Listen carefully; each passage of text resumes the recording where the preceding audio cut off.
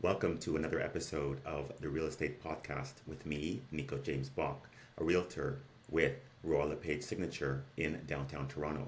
This is episode 1 of season 3, right at the beginning of January 2024. Happy New Year. I want to leave you with 5 takeaways from the most recent December 2023 macro market stats released by the Toronto Regional Real Estate Board. Number 1, GTA home sales came in at less than 70,000 due to affordability concerns brought about by higher mortgage rates.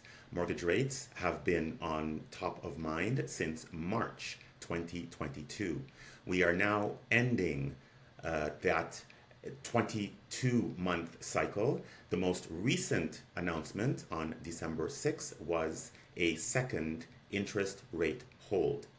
Number 2, relief looks to be on the horizon, with borrowing costs expected to trend lower by mid-2024.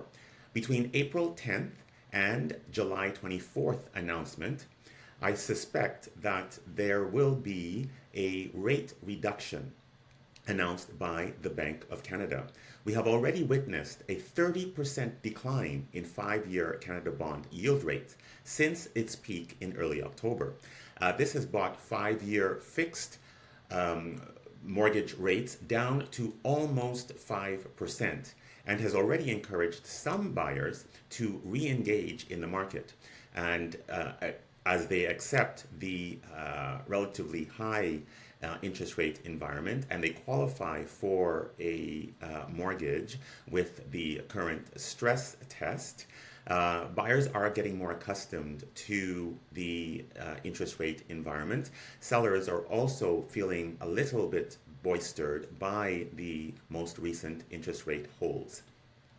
Number 3, the Toronto Regional Real Estate Board's macro market stats, which I just released a couple of days ago, show that buyers who were active in the market benefited from more choice throughout 2023, which allowed many of them to negotiate lower selling prices, alleviating some of the impact of higher borrowing costs.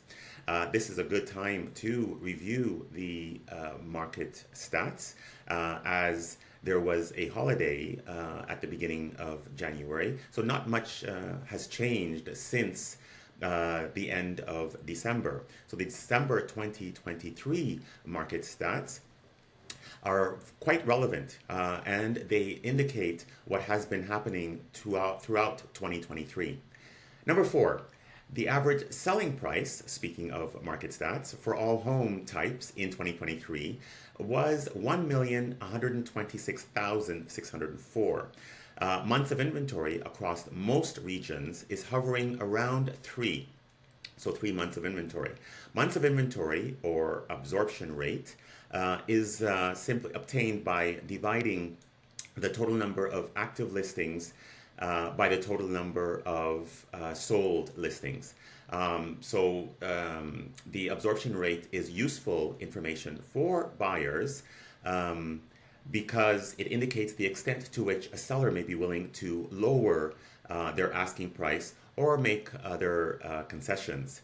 It assists sellers as well because they can choose the optimal price for their property. And finally, number 5, the 5th takeaway.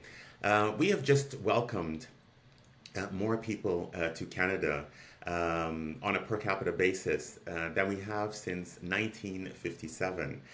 From July 1st, 2022 to June 30th, 2023, Canada's population grew by 1,158,705 people.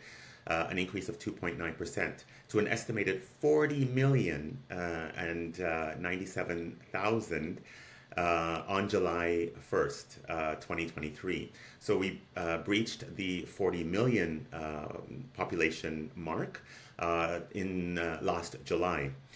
This represents a significant increase from the previous year, 1.8% in 2021-2022, and the highest growth rate for any 12-month period since 1957.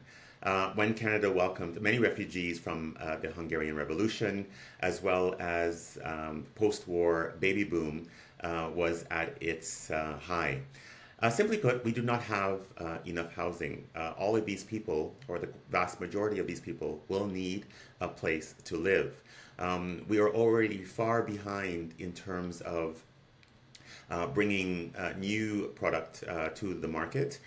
There aren't enough properties being built in the GTA, and certainly not enough to satisfy the current demand.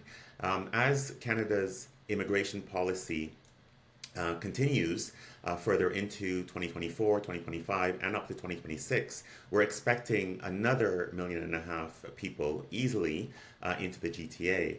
And when you look at the number of completed sales in 2023, you can see easily, with 70,000 units, you can see easily that the ratio between the number of properties that have sold or changed hands and the number of people that are pouring into the GTA is simply out of whack. So lack of inventory and increasing demand as rates stabilize and come down will put upward pressure on pricing. The window of opportunity for buyers is, particularly for buyers, is closing. I mentioned in a previous podcast the perfect storm. So elements of that scenario are taking place. As I mentioned earlier, the most recent announcement by the BOC, which occurred on December the 6th, was the second rate hold in a row. And there was further indication that that would be the status quo moving forward into 2024, that it'll be a rate hold environment. There was also mention that the BOC is in a position to lower rates in 2024. And I anticipate that that will take place in the next 5 months. So as pent-up demand threatens to overrun, I suppose, the margins, we will have a situation in which there will be buyers competing for the very, very little inventory that we have in the marketplace. That will put upward pressure on pricing, on housing, which will benefit to most extent sellers, but it means that buyers will once again find themselves priced out of the market. So now is an optimal opportunity for buyers to take advantage of any incentives, promotions, or opportunities that exist in the marketplace. Sellers that do not have to sell at this time should hold firm. If they don't have to sell in order to finance a purchase, or if they don't have to sell because of family or job constraints, then they should not basically be put in a position where they have to sell. So hold on to your property and watch its appreciation. If, however, you do have to sell because of the factors that I just mentioned, then it's very, very important that you position your property in such a way that it is attractive to buyers. Although buyers are coming off the fence slowly, they're being very, very cautious. They're still experiencing challenges with qualifying, and as such are not jumping on any opportunities that may seem to them to be beneficial, but in fact may be out of their reach. So they are willing to negotiate, willing to see if they can get the best price for that property. So things are happening. There's a lot of new activity as we start the new year, and that will continue as we enter the spring market. That's it for this episode. I posted all of the stats on my various channels, being LinkedIn, Instagram, and my Facebook business page. Those are the macro stats. If you are thinking of making a change to your real estate portfolio, either by selling or buying, I strongly encourage you to reach out to me so that we can dive deeper into the micro stats of your area, because that is really where the information lies. It's within your community as opposed to the macro stats that take into account many different factors. That's it. You can reach me directly through the various channels that I just mentioned, as well as by calling or sending me an email. I'm signing off, and I hope you are having an amazing start to 2024. Ciao, ciao.